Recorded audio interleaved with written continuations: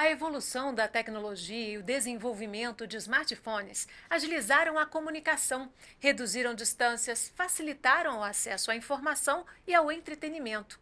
É muito prático, cabe no bolso, podemos levar para qualquer lugar. Estamos cada vez mais conectados à internet e às mídias sociais. Mas o tempo gasto nesses dispositivos digitais pode estar tirando horas preciosas de outras atividades importantes para a qualidade de vida. Qual o limite e quais as consequências desse uso excessivo? Redes sociais e saúde mental. Esse é o tema em questão no programa de hoje. Nosso convidado é o psicólogo Silvio Pecoraro, ele que é professor da Unifase. Muito bem-vindo, obrigada pela participação. Eu que agradeço o convite, Fátima. Tema muito importante para a gente discutir aqui hoje. Silvio, o Brasil é um dos campeões em tempo de conexão nas redes sociais. Como que esse uso excessivo pode se transformar num problema de saúde pública? De diversas formas, Fátima. As redes sociais são ferramentas que a gente tem na nossa sociedade para comunicação e, a princípio, elas não são ruins. O problema é o uso que a gente tem feito dessas ferramentas. Sim, Tá? não é um instrumento, né? É o uso, né? Exatamente. É o uso que a gente faz dessas ferramentas. E a percepção que eu tenho e que é corroborada pelas pesquisas científicas que a gente tem na área é de que esses usos eles não são os mais positivos. A gente tem usado as redes sociais muito para uma autopromoção de nós mesmos, para fazer um cyberbullying que está muito presente no público adolescente, ficar vendo fotos dos nossos colegas, dos nossos amigos no Instagram que estão sempre viajando, fazendo algo maravilhoso, incrível, de outro mundo, e a gente não. Isso também tem um impacto na nossa saúde mental. Então, esses usos não têm sido dos mais positivos nesse sentido. A gente tem usado as redes sociais como uma ferramenta de escape da nossa vida, né, que é árdua, dura. E isso tem impactos significativos. As redes sociais, elas têm aumentado as taxas de ansiedade, de depressão, de estresse, por mais incrível que pareça. A gente vai usar a rede social para se distrair, para ficar menos estressado. A gente sai de lá mais estressado. Porque vê discussões políticas, discussões religiosas, brigas o tempo inteiro. Você entra no Twitter, parece que você está num campo de guerra, né? Porque é xingamento para tudo que é lado. Isso tem um impacto profundo na nossa saúde mental. É o que as pesquisas têm indicado para a gente. Muitos desses transtornos, na verdade, já estão sendo mensurados, né? Você falou aí de ansiedade, né? Depressão. Temos também transtornos ligados ao sono, que são muito frequentes, né? Exatamente. Recomendações médicas já indicam para a gente não usar o celular antes da gente ir dormir. Porque essa luz brilhante dos smartphones, elas atrapalham o nosso sono. Além do que está estimulando o cérebro numa hora que ele Exatamente. deveria estar relaxando, né? Exatamente, seu cérebro está sendo estimulado ali por aquelas atividades e pela própria luz do aparelho, isso faz as pessoas terem mais dificuldade para pegar no sono. Sem contar que não são raros os casos em que o sujeito ele acorda de madrugada porque ele escuta uma notificação do WhatsApp. Aí você imagina só, né? Ele levanta, pega o celular, responde a notificação e vai tentar dormir de novo. Ele vai demorar mais tempo para fazer isso. Isso tem impacto, lógico, na qualidade do sono desse indivíduo. O ciclo do sono dele não fica completo. Sem contar que o celular, ele faz as pessoas passarem mais tempo ali nas redes sociais, elas vão esticando a hora de dormir. Então, se ela dorme 10 horas da noite, ela vai dormir 11, 11 e meia, meia-noite e ter que acordar no mesmo horário no dia seguinte. Isso por si só também já causa transtornos psiquiátricos, né? Porque o sono é fundamental, o descanso da mente é fundamental para uma boa saúde mental, né? Fundamental. A gente pode fazer um teste aqui muito simples. Um dia que você dormir mal, se você tiver uma noite de insônia, perceba o seu humor nesse dia, como que ele vai ficar. Você vai ficar muito mais estressada durante o teu dia, Mais de irritado, mau né? humor, muito mais irritado, porque você teve uma noite de sono ruim. O teu corpo não descansou o suficiente. E isso a longo prazo? Isso, a longo prazo vai trazer algumas consequências para o sujeito, né? As pessoas, além de ficarem mais irritadas, estressadas por conta de uma noite de sono mal dormida, elas inclusive têm dificuldade de prestar atenção nas atividades básicas do dia, né? O nosso processo atentivo ele fica muito prejudicado por conta de uma noite de sono mal dormida. E as redes sociais têm impacto nesse sentido. Ninguém está falando aqui para as pessoas abandonarem as redes sociais, elas têm o lado positivo, né? Elas bem usada, né? Essa ferramenta pode ser positiva, mas quais são os sinais de que a pessoa está passando desse limite saudável? Sim. Um desses sinais eu disse aqui agora, Fátima, que é justamente você acordar à noite para responder uma notificação de rede social. Isso não me parece nada saudável, né? Isso, muito pelo contrário, isso te prejudica demais. Isso é um sinal de que você está criando uma certa dependência ali daquela ferramenta. É que ela está te passando ela está passando a te controlar. Não é você mais que controla o celular que te controla. A hora que você acorda, a hora que você tem que dormir, isso não pode acontecer. Um outro sinal da criação desse vínculo de dependência com os aparelhos e com as redes sociais, é quando você está reunido ali num restaurante, né, as conversas estão acontecendo, e quando você se dá conta, você já está com o celular na mão, sem ter tido a intenção de colocá-lo ali naquele lugar. É quase que um processo automático. Eu acho que qualquer um aqui já teve essa experiência de tá fazendo alguma atividade no seu dia a dia, né, uma leitura, assistindo uma série, vendo uma novela, no trabalho, e quando a pessoa se dá conta, ela já desbloqueou o celular e ela já está lá no Instagram, no Facebook, no Twitter. E às vezes ela mesma se pergunta, nossa, como que eu vim parar aqui? Isso é um sinal também de que talvez você precise começar a diminuir um pouco o uso aí dessas redes. Ou tentar dar um significado diferente para esses usos, tá? Um dos sinais é justamente essa diminuição dessa relação com os outros, né? Desse contato presencial com as pessoas, né? Exatamente. As redes sociais, elas costumam nos afastar de quem está ali do nosso lado. Às vezes eu vou num restaurante, e aí eu sento lá numa mesa com os meus amigos e eu olho para o lado, não tem conversa. Tá todo mundo em rede social, todo mundo respondendo alguém ali no WhatsApp. E quem está ao seu lado? Essa pessoa, será que não merece atenção? Será que ela não quer conversar? Talvez as duas queiram conversar, mas por algum motivo estão interagindo com outras pessoas, se é que estão interagindo com outras pessoas. O Facebook, por exemplo, é uma rede social que ele tem o objetivo de aproximar os sujeitos. Mas aí eu costumo fazer um desafio com os meus alunos lá em sala de aula, que é o seguinte: abre o seu Facebook, vai lá nas mensagens, me fala quando foi a última vez que você conversou com alguém ali no Menses. Conversa de verdade, né? Que não seja Mandar figurinha. curtir. Quando você comentou ali algo, né? Debateu, trocou uma ideia.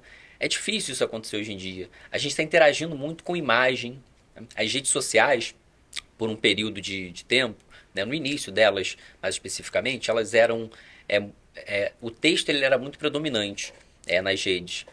Mas depois, com o advento do Instagram, com as tecnologias que foram se desenvolvendo, a imagem passou a dominar as redes sociais. Então a gente interage muito com imagem, com vídeo, com TikTok, né, que é uma rede social que está crescendo de forma absurda. E você fica assim, passando a tela do celular. Você não precisa nem conversar mais com alguém. E é isso que tem acontecido. É totalmente passivo esse processo. Totalmente passivo, totalmente passivo. E o máximo que você faz é apertar ali um emoji, né? Para dar uma botar curtida. uma carinha, uma curtida, um coraçãozinho. Sim, tem um livro que foi lançado recentemente por uma jornalista norte-americana, Sarah Frier, o nome dela. Ela lançou um livro contando a história do Instagram. O nome do livro é Sem Filtro.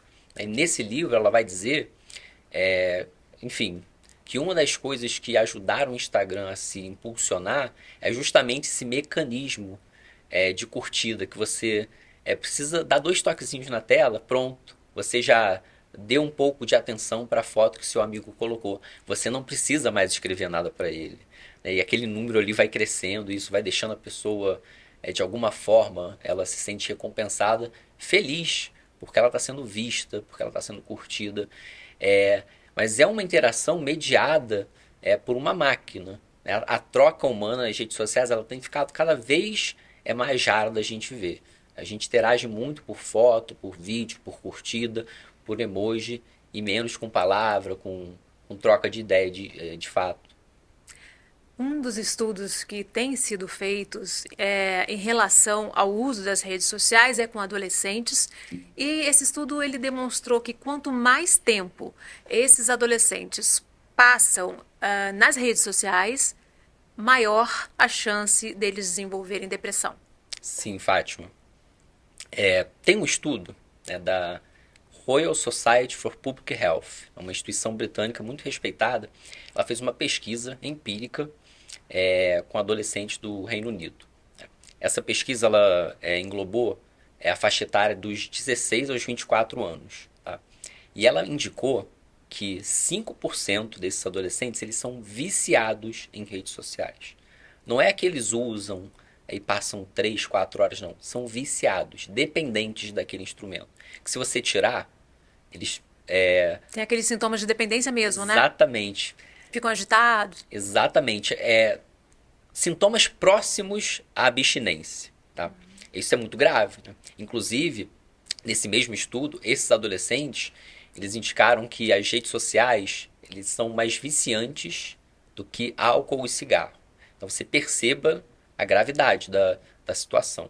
E esse mesmo estudo ele vai indicar que o uso excessivo das redes sociais, quanto mais tempo você passa, é isso que você disse, quanto mais tempo você passa usando esse instrumento, maiores são as chances de você ou intensificar uma depressão que o adolescente já tem, ou ele desenvolver uma. Porque vamos pensar aqui, o adolescente ele já tem, por algum motivo, né, por uma questão familiar, por uma questão na escola, por uma questão social ali da comunidade dele, ele já tem o transtorno depressivo.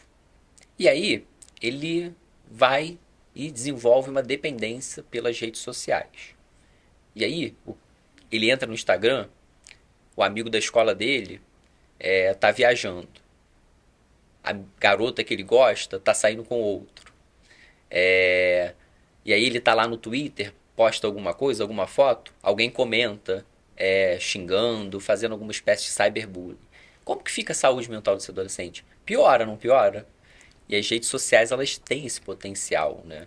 E além do que não tem a troca positiva do verdadeiro contato com amigos, né? Com a natureza, com animais mesmo, um bichinho de estimação, ou aquela sensação de estar conhecendo uma coisa nova, de estar se aprimorando em alguma coisa, né? Sim. Acaba ficando esse processo passivo que leva a esse adoecimento, né? Exatamente. E aí é uma retroalimentação. Por quê? O adolescente que ele já é mais depressivo, vou colocar aqui o ser humano Pelo de uma próprio forma geral. processo de mudança que ele está passando, né? Sim, sim. Ele que já tá depressivo por alguma circunstância da vida, aí ele recorre à rede social, que é uma atividade extremamente passiva. E isso vai reforçar justamente a depressão dele. Porque uma das características da depressão é justamente essa falta de energia para fazer as coisas. E você não precisa de energia nenhuma para mexer no celular. Você só precisa deitar em algum lugar, se encostar em algum banco, em algum assento e ficar ali passando tela. Não te demanda nenhum tipo de atividade motor, ou quase nenhum. Né? E aí tem esse problema. Né? Uma das coisas que ajudam ao combate à depressão É o exercício físico. é o exercício físico. E aí ele não tem isso, né? Porque ele está muito dependente da rede social. Eu nunca vi gente fazendo exercício físico mexendo em Instagram, Facebook, o máximo é escutar uma música, né? Uhum. Ainda tem essa consequência do sedentarismo, né? Contribuir para o sedentarismo, né? Sim, exatamente, porque quanto mais tempo você passa nas redes, menos atividade física você faz. E aí as coisas começam a se retroalimentar. Porque se você está sedentário, para você começar uma atividade física é um pouco mais custoso. Precisa de muito mais energia, né? Muito mais energia. E você vai recorrer às redes sociais como uma forma de escape. E aí as redes sociais vão te fazer continuar no sedentarismo. Isso daí vai se somando, né? Uma série de fatores. Sem contar, você trouxe a depressão, mas a gente poderia citar a própria ansiedade. Uhum. Não é raro os relatos dos adolescentes que eu converso no meu consultório, os próprios alunos lá da universidade, de que eles postam uma foto, eles não deixam o celular para lá. Tipo, postei, pronto. Não, eles ficam esperando. Checando quantas comentários, curtidas. quantas curtidas ele recebeu, quem comentou. quais foram as pessoas, quem são os amigos que foram lá e postaram alguma coisa para ele em volta, em troca. Enfim, isso gera ansiedade do sujeito, né? Porque ele posta a foto, ele não consegue se concentrar na atividade que ele tem que fazer. Sei lá, está estudando, postou a foto, o estudo dele vai ser prejudicado por conta dessa ansiedade. Sem contar com uma ansiedade desenvolvida por conta de um cyberbullying, por exemplo. O sujeito ele fica com medo, preocupado de colocar alguma coisa na internet, porque ele pode sofrer algum tipo de ataque. E isso está muito presente, né, nessa faixa etária da adolescência. É muito comum a gente observar comentários maldosos, troca de farpas ali na rede social. Isso é prejudicial, né, para a saúde mental desses adolescentes. Essas mesmas pesquisas, né, comprovaram que as pessoas que nasceram depois de 1995, que é a chamada geração smartphone, né, o iGen, né, essas pessoas elas têm muito mais transtornos como depressão, ansiedade e também transtornos de sono do que as gerações anteriores, né? Sim. 70% dessa faixa etária dos 16 aos 25 anos, dos últimos 25 anos, que mais ou menos bate aí com a época do boom tecnológico que a gente viveu, porque a tecnologia ela teve um desenvolvimento, ela está presente há bastante tempo na nossa vida, mas as redes sociais elas não são tão velhas assim, né? Então, nos últimos 25 anos, se observou que houve um aumento de 70% na taxa de ansiedade entre esse público de 16 a 24 anos. Isso, coincidência ou não, né?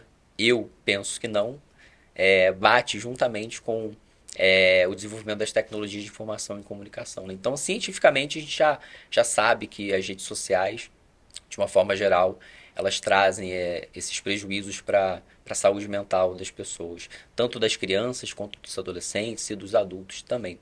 No caso das crianças, eu fico ainda mais preocupado, porque apesar desse boom tecnológico ele ter acontecido e por volta dessa data que você comentou, 1995, ainda era um pouco caro ter esse tipo de equipamento, então nem todo mundo tinha acesso.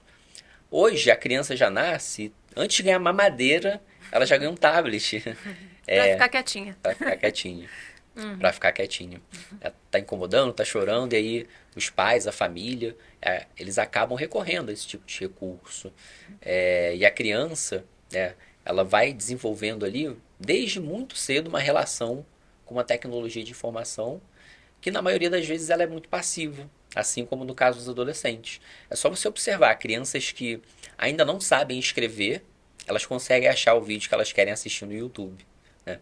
Por quê? Porque as redes sociais, Fátima, elas são desenhadas, elas são construídas, né? A arquitetura delas, elas são feitas para alcançar o máximo de público que elas conseguirem. E aí, ela é muito intuitiva. Você não precisa ter muita habilidade com tecnologia para poder usar o Instagram, por exemplo. Porque é tudo à base de toque. Tudo tem uma setinha. Eles conseguiram construir um aplicativo de tal forma que parece que nasceu contigo, né? De tão fácil que é mexer naquilo dali. E é desse jeito que a nossa atenção ela vai sendo capturada aí, por essas redes sociais, por esses mecanismos, né? Mecanismos de controle, inclusive. Porque é desse jeito que eles ganham dinheiro, né? Hoje, a moeda mais valiosa não é o real, não é o dólar, não é o euro. A moeda mais valiosa é a nossa atenção, né? É o Facebook, né? Se não me falha a memória aqui, agora, ele está com algo em torno de 4 bilhões de usuários. Ou algo próximo disso, talvez um pouquinho menos, talvez um pouquinho mais. Qual país tem 4 bilhões de habitantes? É mais da metade da população mundial, né? 4 bilhões. Nós temos 7 bilhões, né, no mundo. Exatamente. Olha o poder que essa empresa tem sobre as nossas vidas, né? Inclusive poder de mudar o nosso humor, a nossa percepção sobre os eventos, os acontecimentos. O Facebook, inclusive, ele foi muito criticado porque ele fez um experimento com uma parte da população norte-americana para verificar se ele era capaz de mudar o humor das pessoas. Então, esse experimento, o Facebook, na empresa, fez uma parceria com uma universidade. Que agora é Meta, né? Que agora é Meta, exatamente, porque tem um conglomerado ali. Porque o Facebook não é só o Facebook. Para quem não sabe, o Instagram é do Facebook, o Twitter não, desculpa, o WhatsApp também é do Facebook, que são as redes sociais aí que tem um maior número de usuários, né? Junto com o TikTok, enfim. E o Facebook, ele fez uma parceria na época com uma universidade norte-americana para conduzir um experimento que era basicamente o seguinte: eles selecionaram de forma aleatória uma série de usuários do Facebook que residiam lá nos Estados Unidos. Para um grupo, eles apresentaram conteúdos, né, publicações que tinham um tom um pouco depressivo, né? E para um outro grupo, eles apresentaram publicações, e aí variava entre publicação de amigo, de link de notícias, de sites que tinham um tom mais positivo, mais alegre, mais feliz. Depois eles compararam a probabilidade matemática desse grupo que viu os conteúdos mais depressivos de postarem coisas mais depressivas. E o grupo que viu coisas mais positivas de postarem coisas mais felizes, mais alegres. Eles chegaram à conclusão que existe, né, uma relação. O problema foi que eles não avisaram ninguém que eles estavam fazendo essa pesquisa, né? Então, essas pessoas tiveram o humor modificado por publicações que a rede social ela foi jogando ali para cada usuário, né? E, na verdade, essa interferência acontece o tempo todo, né? Continua acontecendo, porque os famosos algoritmos filtram o conteúdo que a gente recebe. A gente fica recebendo mais do mesmo, né? Tudo que a gente demonstra algum tipo de engajamento, né? O algoritmo devolve na mesma linha pra gente. E aí tem um outro problema, né? Que a gente não recebe, né? Ou quase não recebe conteúdos com ideias diferentes da gente, né? O contraditório. E a gente está se desacostumando, né? A ter contato, né? Com o diferente. Daí também a intolerância crescente, né? Exatamente, Fátima. Isso cria um grande problema que a gente conhece, né, popularmente como as bolhas, as nossas bolhas. Os algoritmos, na medida em que você vai curtindo uma postagem, que você vai interagindo com aquele site, com aquela página no Facebook, com aquele seu amigo do Instagram, o que vai aparecer para você é a publicação daquilo que você se engaja. Pode fazer um teste, abre o seu Instagram aí agora, você vai ver que as primeiras pessoas ali nos stories do seu Instagram são pessoas que você interage bastante, que você dá curtida, troca uma mensagem ou outra, manda um comentário, alguma coisa do tipo. Isso acontece também nas páginas do Facebook. Quanto mais você interage com um determinado tipo de conteúdo, mais sugestões sobre aquele conteúdo vai aparecendo para você. E o que é diferente daquilo, que é divergente daquilo, vai desaparecendo da sua timeline. Vou usar um exemplo aqui um pouco mais neutro, que é a dos times de futebol. Se você é flamenguista e você só curte coisa do Flamengo, você só vai ver coisa do Flamengo. Você não vai ver coisa do Botafogo, do Vasco, do Corinthians, do Palmeiras.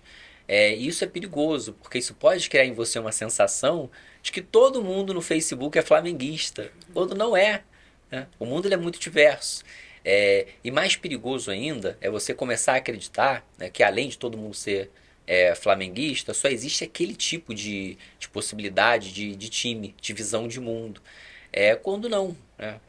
O ser humano é um ser muito diverso. E trazendo aqui para... Só aquela ideia é a certa, né? Que os outros estão todos errados, né? Só aquela ideia é válida. E trazendo isso para o campo das fake news, é justamente isso que acontece. Você começa a interagir com conteúdos um tanto quanto duvidosos e isso vai sendo alimentado em você. E o sujeito, quando se dá conta, ele está mergulhado nesse mar de desinformação.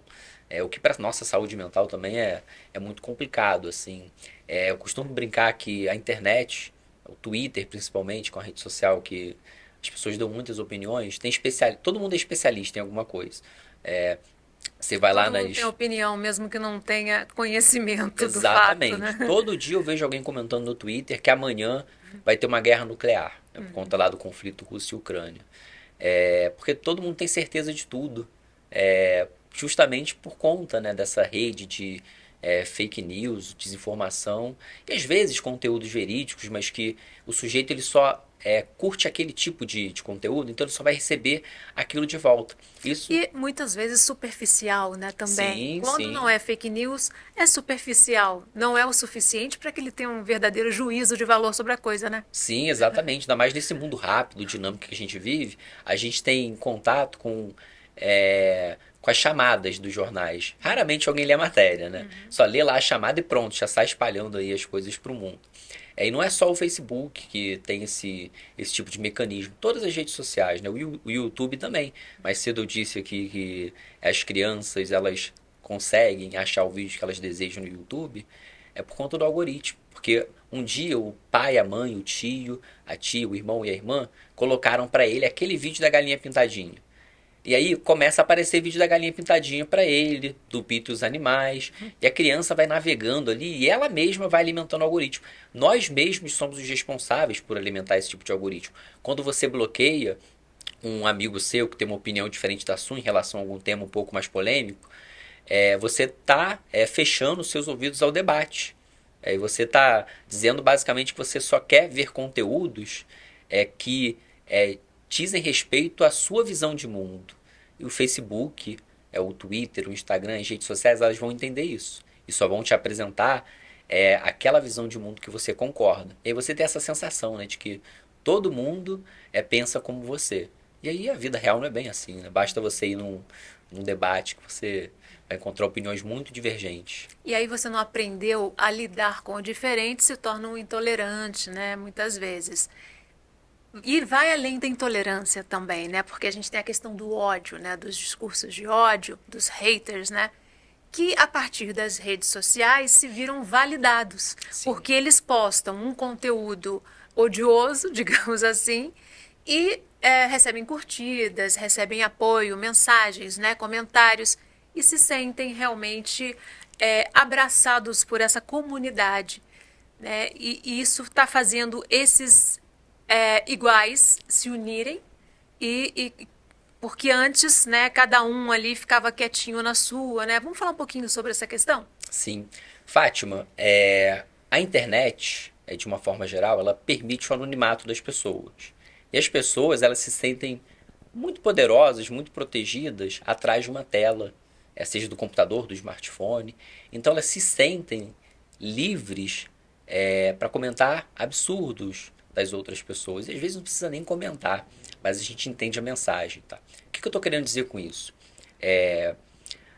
Eu acho que foi o Boticário, mas eu posso estar me enganando aqui qual foi a empresa. Eu lembro que foi uma empresa que trabalha com cosméticos, com perfume, que lançou uma campanha de Natal e colocou essa campanha de Natal no YouTube. E era uma campanha de Natal, como qualquer outra que ela faz durante essas datas comemorativas, só que tinha uma diferença. Era uma família negra.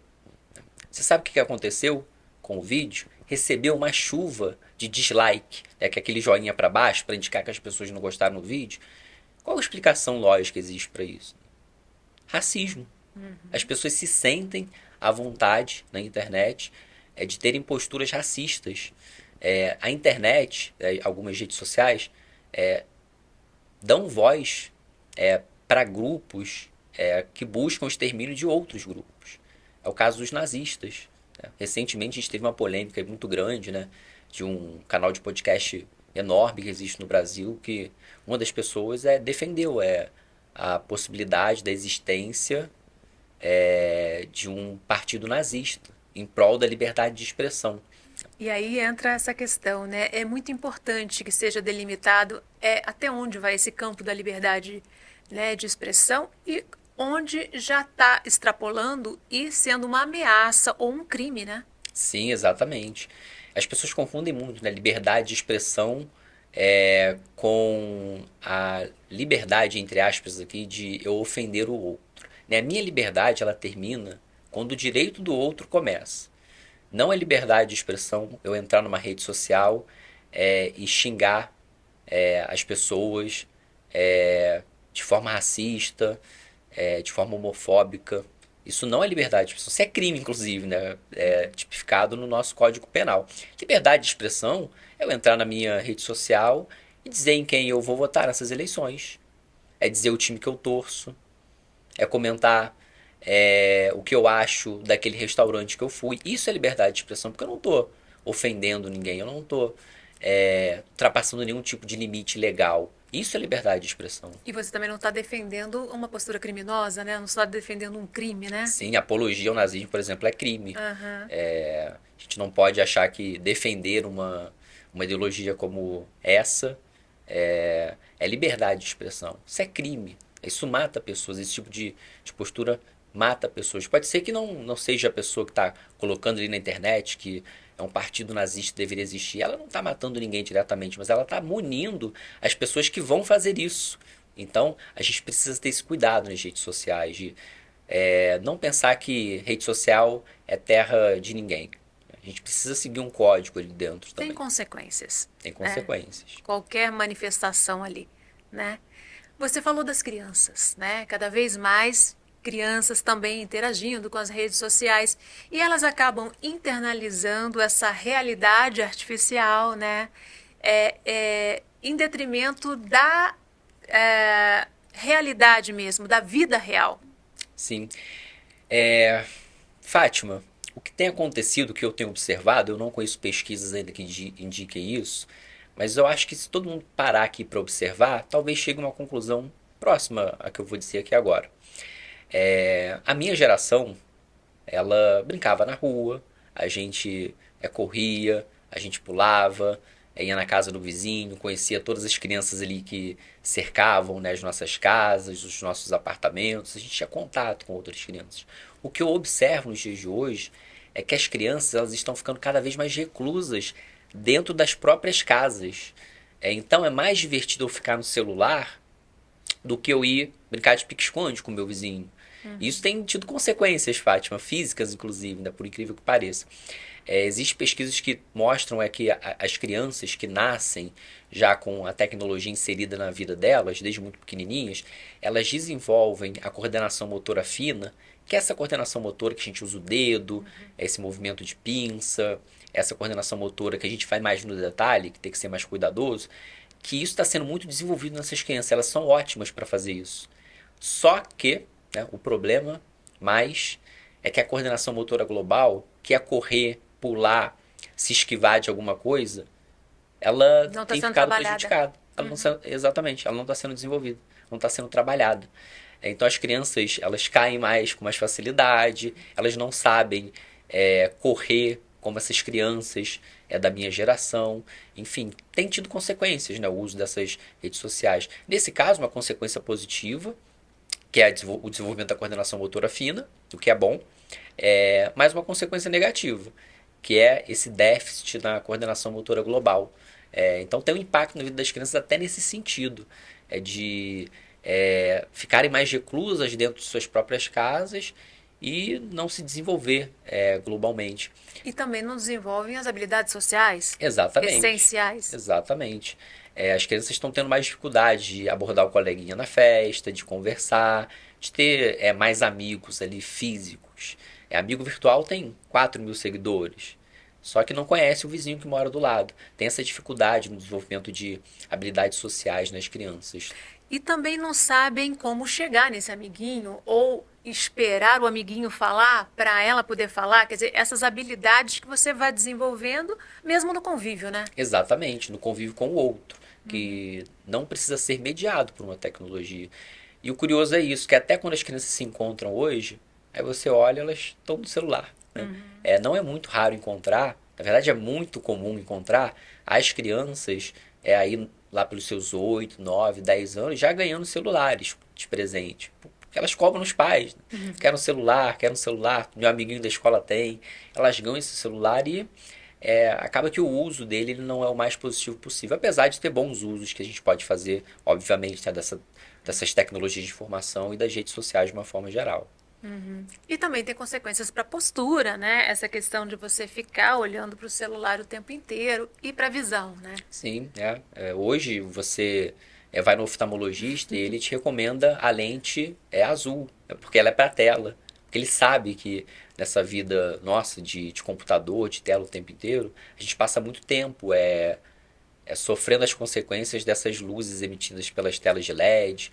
E tem uma lente especial para isso. Então, se tem isso afeta de fato aí, o organismo do ser, né? Tanto a visão quanto a audição, porque as crianças costumam, e alguns adultos também, escutarem música desses dispositivos de uma altura muitíssimo elevada. Os jogos eletrônicos também, com aquele fone, né, que o pai passa do lado e escuta o som ali do jogo vazar. Você imagina aquilo, né, dentro do ouvido da criança. A postura corporal, que não tem sido muito boa. Você vê as crianças muito curvadas ou sentadas de qualquer forma, mexendo no celular. Isso tem essas consequências aí para a Que vida das mais tarde crianças vão também. cobrar um preço, né? Sim, agora não sente, mas quando lá chegar aos seus 40 anos, vai começar a sentir umas dores e vai precisar procurar ajuda médica. E o fascínio pelas selfies, né? A gente vê o tempo todo as pessoas se fotografando. Tem a ver com assim, a possibilidade de ter um controle sobre a própria imagem e essa supervalorização da imagem. Sim. Um dos dispositivos que explicam o sucesso do Instagram é justamente os filtros. Porque as redes sociais, antes do Instagram, você tinha uma ou outra rede social que permitia o uso de alguns filtros, mas era algo muito limitado. O Instagram trouxe essa novidade de você ter a possibilidade de mudar de uma forma muito simples, prática, qualquer pessoa só deslizar o dedo ali e muda o filtro, de mudar a própria imagem do sujeito. As pessoas, nesse livro que eu comentei agora há pouco, né, o Sem Filtro, da Sarah Fry, ela vai descrever que no início do Instagram, as câmeras digitais, as câmeras de celulares também que não eram das melhores, estava muito no início, elas tiravam fotos, sabe? Aquelas fotos que não ficavam tão boas. E os filtros do Instagram corrigiam essas fotos.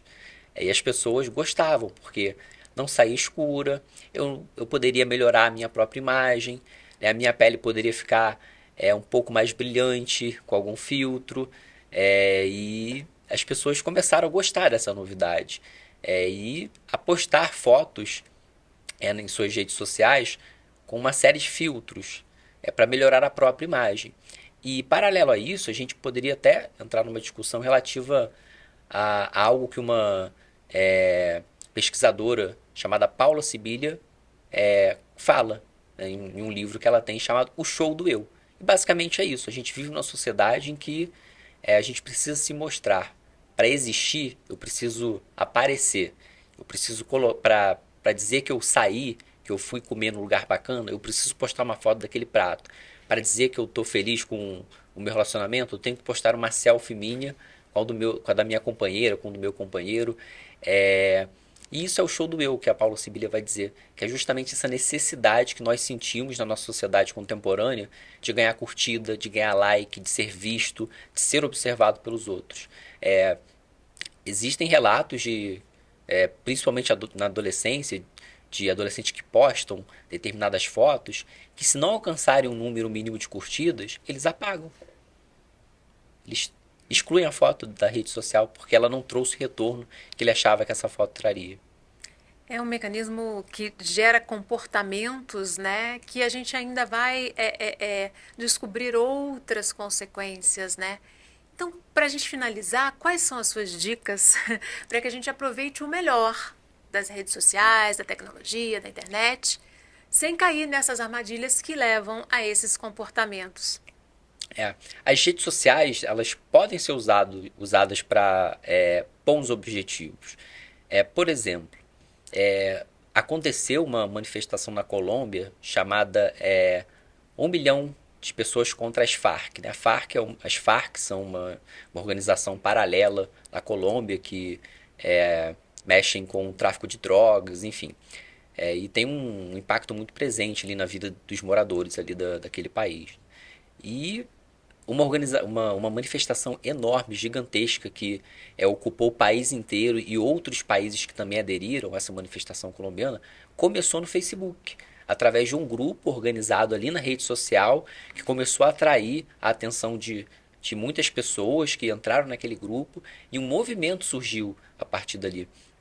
Para quem não se lembra, as manifestações dos 20 centavos aqui no Brasil também começou com as pessoas se organizando grupos dentro das redes sociais para poder se manifestar nas ruas. Então, existem possibilidades de usar essas redes sociais para coisas positivas. Mas a gente não precisa nem... Existem, né, movimentos de solidariedade, redes de solidariedade quando acontece alguma grande tragédia. Exatamente, como foi a nossa tragédia aqui na cidade, que as pessoas se mobilizaram, fizeram correntes, arrecadaram alimentos para as pessoas Muitas de vezes suas ali tragédias. também tem os alertas para algum problema que está acontecendo e ainda não foi noticiado, né? Sim, Porque a pessoa passou, fez a foto. exatamente. O próprio sistema da Defesa Civil de alerta por SMS só é possível porque existe um celular no nosso bolso. E a gente recebe isso ali na hora. Então as redes sociais elas têm potencialidade. Até para o próprio uso pessoal. Às vezes você conhece uma pessoa que se mudou, que mora distante de você, é uma ótima forma de você manter contato. A questão é que você não pode deixar quem está do seu lado perder esse contato que tem com você. E você pode usar a rede social para esse objetivo, né? De se comunicar com pessoas que estão distantes, de fazer uma campanha de arrecadação de alimentos, como aconteceu na tragédia aqui de Petrópolis. Ter contato com conteúdos que te fazem bem. Sim, hoje a gente tem alguns canais no YouTube, algumas páginas no Instagram que promovem coisas muito interessantes. Educativas. Educativas, por exemplo. Tem um movimento chamado de Body Positive, que tem por objetivo fazer as pessoas aceitarem o seu corpo. Eu acho que isso é um movimento positivo. Você vai ter páginas dedicadas a dar dica de série, de filme, que também, né, a rede social é feita para entretenimento. A gente não precisa só ficar falando de coisa séria ali. Então tem potencialidades. A questão é a dependência, né?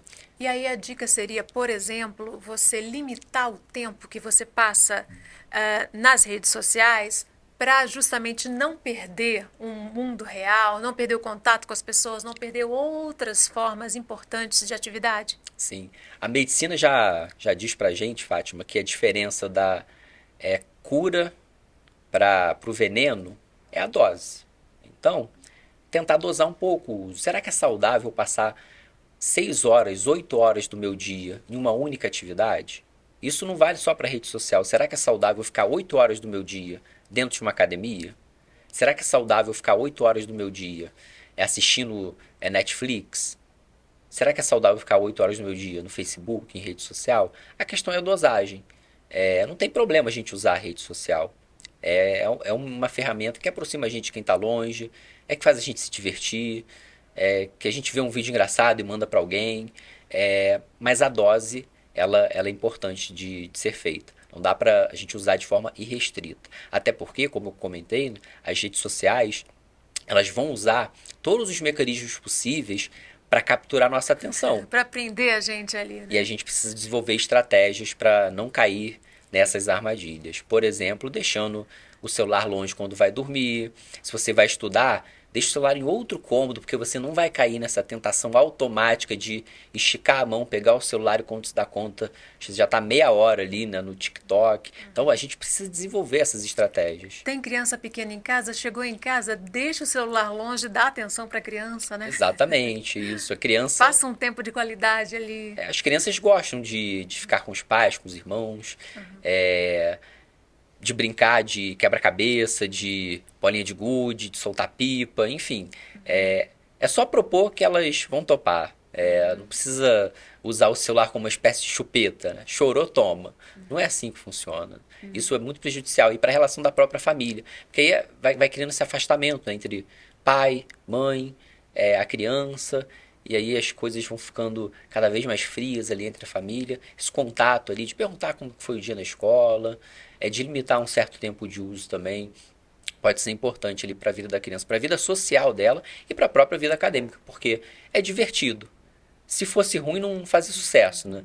Então, assim, a rede social é divertida, prende atenção, diverte, mas precisa ter um certo controle de nós mesmos, com a nossa própria condução ali nessas redes, e também para quem tem criança em casa, é necessário ter um certo cuidado ali no uso que essa criança faz. Desabilitar as notificações também seria uma estratégia interessante? É uma estratégia que eu, inclusive, uso pessoalmente. Notificação de comentário, de curtida. É bom desativar porque é um gatilho que as redes sociais usam. Quando aparece um barulhinho no seu celular, o seu quase que instinto esticar a mão e pegar para ver. Aí, quando você, de forma inconsciente até, quando você se dá conta, você está ali, né, na rede social. Você entrou na rede social, a rede social conseguiu o que ela queria. Aí vai te apresentar, através dos algoritmos, uma foto, um vídeo do seu interesse. E aí você vai ver aquele, e vai ver mais um, e vai ver outro. Pronto, você entrou para ver um comentário. Você já perdeu ali 1 hora do seu dia. Então, desativar as notificações das redes sociais, ela pode ser uma medida importante. O que tem de tão urgente assim, que você precisa ver naquela hora? Uma notificação de um comentário, né? É. Por que é tão urgente a gente ir lá e abrir o aplicativo e ver o que alguém escreveu? Será que a gente não pode deixar isso para depois? Para um outro dia, talvez? A gente estranha, não estranha quando você comenta alguma coisa na foto de alguém, dá parabéns ali pelo Facebook e a pessoa não te responde? Parece que, nossa, como assim a pessoa não me respondeu? Assim, talvez ela esteja ali num tempo próprio que ela vai fazer outro dia, né? A gente não precisa fazer isso imediatamente. A gente criou, né, esse hábito, mas que eu considero que não é um hábito tão saudável assim, porque você acaba perdendo essa vivência do presente, do aqui e agora. É isso, você tá ali conversando, uma conversa bacana com seus amigos no bar, e de repente teu celular vibra e você vai responder alguém que te mandou uma mensagem no Facebook ou em alguma outra rede social. Ou você está no trabalho, ou você está no estudo, né? Sim, e você vai ter a tua atenção interrompida ali naquele momento. E aí, para retomar o ritmo depois é um pouco mais penoso. Vamos então às considerações finais. O que você acha importante ressaltar em relação a esse tema? Fátima, acho importante a gente pensar que as redes sociais elas são uma ferramenta que estão, não só as redes sociais, mas as tecnologias de uma forma geral, elas são ferramentas que estão a serviço do ser humano e não o contrário. É porque o que tem acontecido hoje é justamente o inverso. Parece que a gente é que serve esses aplicativos, essas redes sociais, ter um uso positivo desses equipamentos. Como eu disse, a gente pode usar de formas muito positivas. Você tem aplicativos para crianças, por exemplo, educativos, que vão ensinar, que vão reforçar o que ela aprende na escola. Por exemplo, você tem jogos eletrônicos que são muito bons assim para entrar na realidade da criança, entrar no mundo dela e ensinar um conceito educativo para ela. Você tem jogos como Minecraft, por exemplo, em que já tem experiências nesse sentido, tá? De que um professor ele pega o jogo, ele leva para a sala de aula e mostra para a criança os tipos de solo que existem no jogo, que são solos que existem na nossa vida real, mecanismos que existem no jogo que ativam certos circuitos eletrônicos, ele consegue ensinar através de um jogo. Então olha só como é potente as redes sociais, as tecnologias de uma forma geral. A questão é a dose. Né? E aí fica essa dica. Usar com moderação. Usar com moderação, né? A dose e também o cuidado com o que ela está fazendo com você, né? Se você fica irritado, fica de mau humor, fica frustrado, mesmo que não de forma tão nítida, porque você está vendo ali, está te fazendo mal. Exatamente. É um sinal de alerta. É um sinal de alerta. Se a rede social ela tá te deixando mais para baixo do que para cima, alguma coisa está errada. Se você tem um tempo livre, tenta investir em outras coisas também, não só na rede social. Usa o teu Facebook, teu Instagram, teu Twitter, manda mensagem no grupo da família, não tem problema. Agora, não passe o dia inteiro usando esses instrumentos. Vai ler um livro, ouvir uma música, fazer uma caminhada, uma atividade física, conversar com o filho, com o irmão, com o sobrinho, ver a natureza. A nossa vida ela precisa ter essa diversidade de atividades. Não dá pra gente ficar muito focado em uma coisa apenas. Essa diversidade é importante para a nossa saúde. Infelizmente, nosso tempo terminou. Te agradeço bastante pela participação, professor Silvio. Fátima, eu que agradeço a oportunidade de discutir esse tema tão importante que é o impacto das redes sociais, da tecnologia de uma forma geral na nossa saúde mental. Um tema extremamente relevante. Espero que eu possa ter contribuído um pouquinho aí para essa discussão. Com certeza. E a gente tem um encontro marcado no próximo Em Questão. Espero você. Até lá.